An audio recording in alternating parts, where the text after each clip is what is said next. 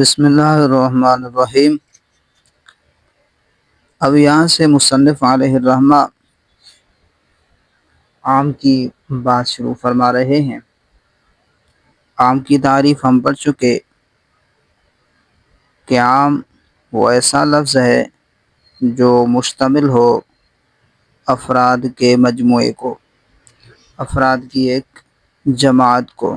لفظاً جیسے مسلمون، یا تو لفظاً مشتمل ہوگا جیسے مسلمون، یا معنی جیسے من اور ما۔ اب یہاں سے عام کی دو قسمیں ہیں، ایک عام مخصوص البعض اور ایک عام غیر مخصوص البعض۔ عام مخصوص البعض کسے کہتے ہیں؟ عام مخصوص البعض وہ عام ہے کہ لفظ باعتبار وضع جن جن افراد پر بولا جاتا ہے ان میں سے بعض افراد کی تخصیص کر دی جائے۔ وہ عام ہے کہ جن جن افراد پر بولا جاتا ہے ان میں سے بعض افراد کی تخصیص کر دی جائے، یعنی بعض افراد کو اس حکم سے نکال دیا جائے۔ اس کو مخصوص البعض کہتے ہیں۔ جیسے اللہ تبارک و تعالیٰ کا فرمان ہے احل اللہ البیع وحرم الربا، کہ اللہ نے بیع کو حلال فرمایا۔ اب تمام اقسام کی بیع حلال تھی، ہر قسم کی بیع حلال، پھر اس کے بعد ان میں سے بعض کو نکال دیا۔ تمام بیع داخل تھی، پھر ان میں سے بعض کی تخصیص کر دی۔ وہ کیا ہیں؟ کہ جن میں ربا ہو، وحرم الربا۔ اور عام غیر مخصوص البعض وہ عام ہے کہ لفظ باعتبار وضع کے جن افراد پر بولا جاتا ہے ان میں سے کسی کو نہ نکالا جائے۔ لفظ جن افراد پر بولا جاتا ہے ان میں سے کسی کو نہ نکالا جائے، ان میں سے کسی فرد کی تخصیص نہ کی جائے۔ جیسے قرآن مجید میں ہے ان اللہ بکل شیء علیم، یقیناً اللہ ہر چیز کو جاننے والا ہے۔ ان میں سے کوئی ایسی چیز نہیں جس کو اللہ تبارک و تعالیٰ نہ جانتا ہو، تمام چیزوں کو اللہ تعالیٰ جانتا ہے۔ تو عام غیر مخصوص البعض کی مثال مصنف علیہ الرحمہ ذکر فرما رہے ہیں کہ عام غیر مخصوص البعض وہ ہے ان افراد پر جن جن افراد پر بولا جاتا ہے ان میں سے کسی کو نہ نکالا جائے، ان میں سے کسی فرد کی تخصیص نہ کی جائے۔ اب عام غیر مخصوص البعض کا حکم کیا ہے؟ احناف کے نزدیک عام غیر مخصوص البعض خاص کی طرح ہے، کتاب اللہ کے خاص کی طرح ہے۔ جیسے خاص پر عمل کرنا واجب ہے، قطعی ہے، اسی طرح عام غیر مخصوص البعض پر عمل کرنا بھی واجب ہے، قطعی ہے۔ جس طرح عام غیر مخصوص البعض خاص کی طرح ہے،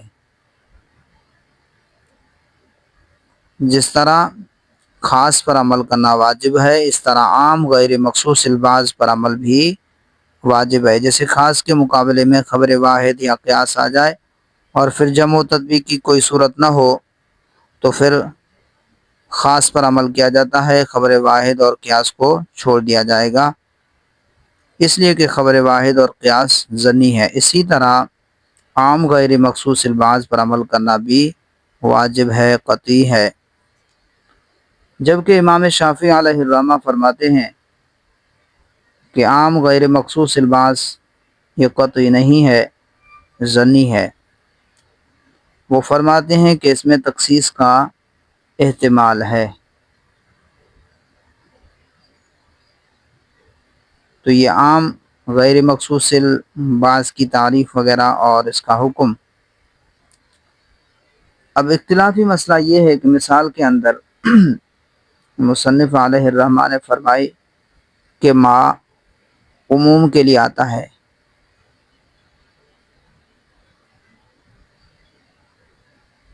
مسئلہ یہ ہے کہ جب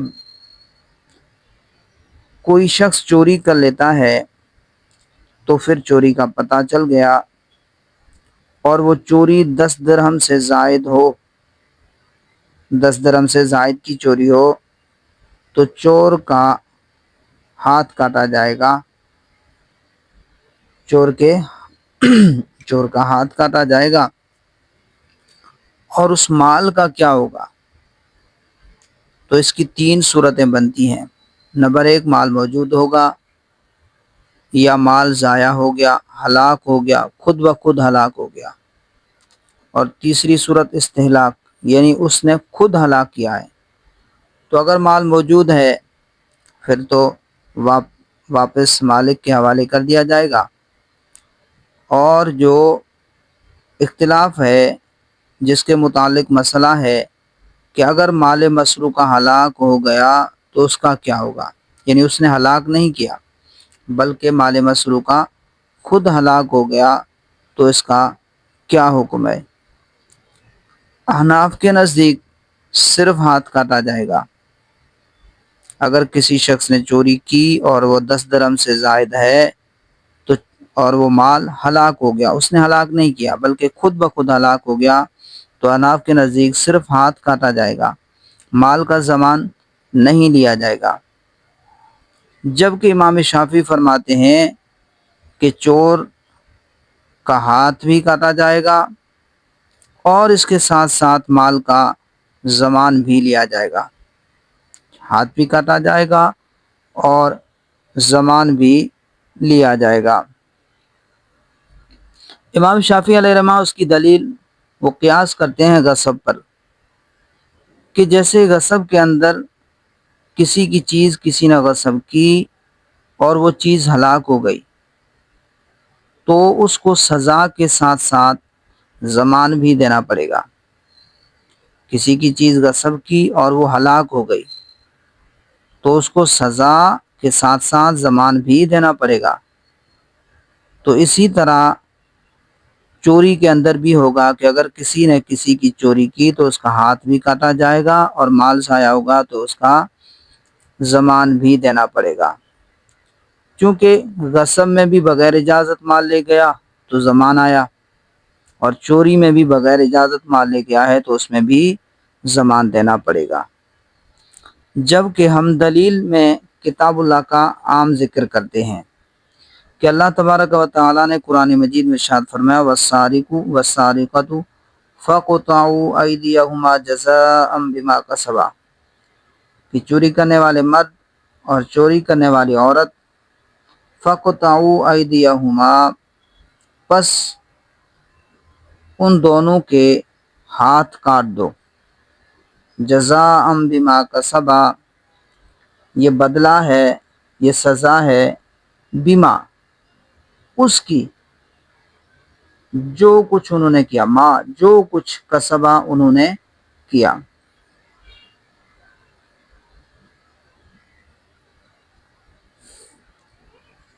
چوری کرنے والے مرد اور چوری کرنے والی عورت، پس کاٹ دو ان دونوں کے ہاتھ بطور بدلہ کے جو کچھ انہوں نے کیا۔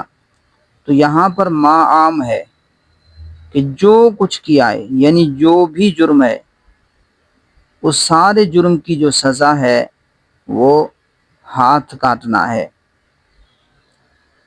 اگر امام شافعی علیہ الرحمہ کے طریقے پر اگر اس پر ضمان بھی واجب کر دیں قیاس کرتے ہوئے غصب پر، کہ جس طرح غصب کے اندر ہے کیسے سزا بھی ہوگی اور ضمان بھی دینا پڑے گا، اس پر قیاس کرتے ہوئے اگر اس پر ضمان بھی واجب کر دیں ہاتھ کاٹنے کے ساتھ تو سزا مجموعہ بن جائے گی۔ جبکہ قرآن مجید میں ہے کہ ان دونوں کے ہاتھ کاٹ دو، یہ بدلہ ہے، یہ سزا ہے اس کی جو کچھ انہوں نے کیا، کہ جو بھی جرم ہے اس کی سزا جو ہے وہ ہاتھ کاٹنا ہے، پورے جرم کی سزا ہاتھ کاٹنا ہے۔ اگر ہاتھ کاٹنے کے ساتھ ان پر ضمان بھی واجب کر دیں تو سزا مجموعہ بن جائے گی۔ اب احناف کے نزدیک کہ ماں عام ہے، ماں جو ہے عام ہے۔ ماں کے عام ہونے پر کیا دلیل ہے؟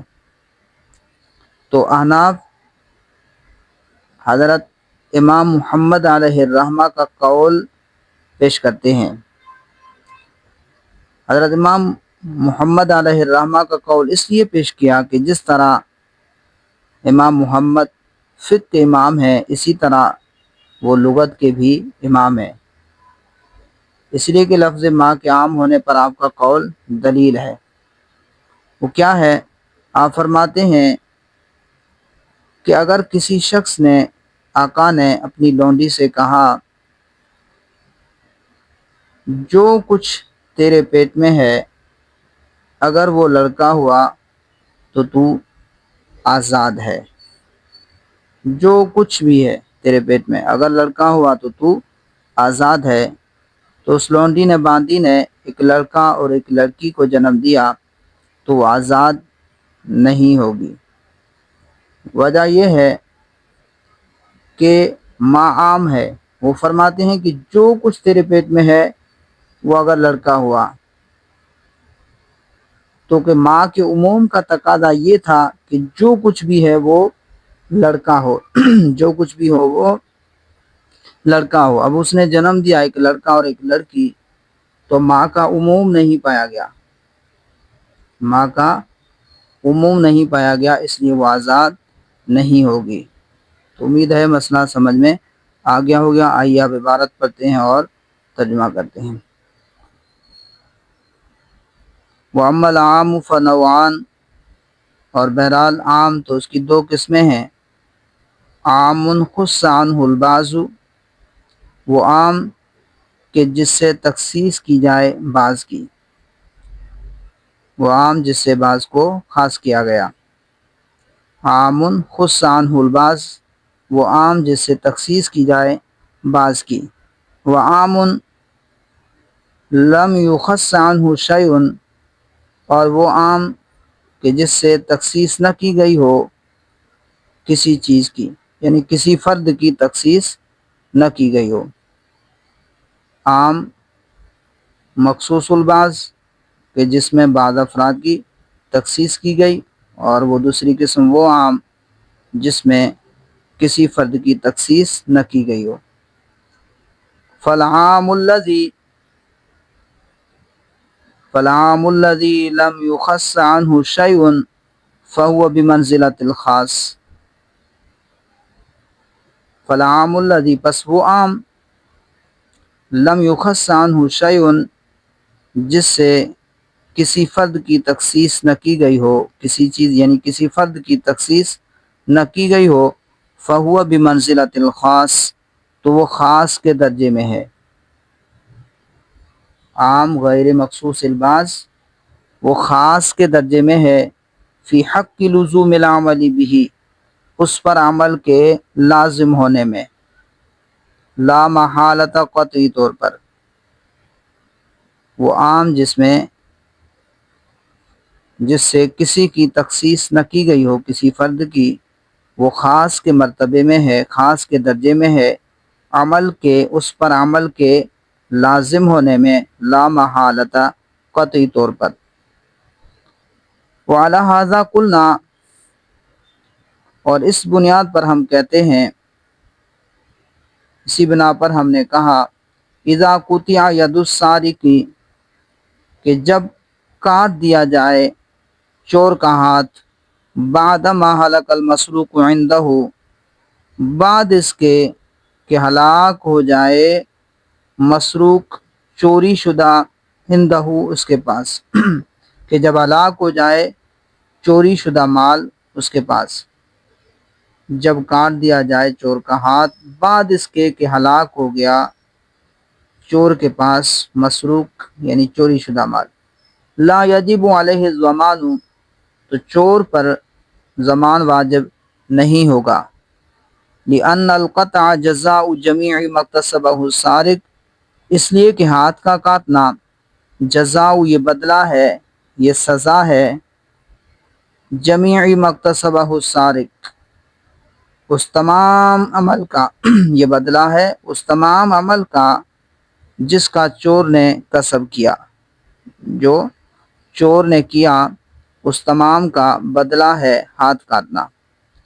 فَإِنَّ کلمۃ ما، پس یقیناً کلمہ ما عامتن، یہ عام ہے، یتناول، یہ مشتمل ہے، شامل ہے، جمیع ما وجد من السارق، یتناول جمیع ما وجد من السارق، یہ شامل ہے اس سارے کام کو، یہ شامل ہے اس تمام عمل کو، سارے کام کو، ما وجد من السارق، جو پایا گیا چور سے۔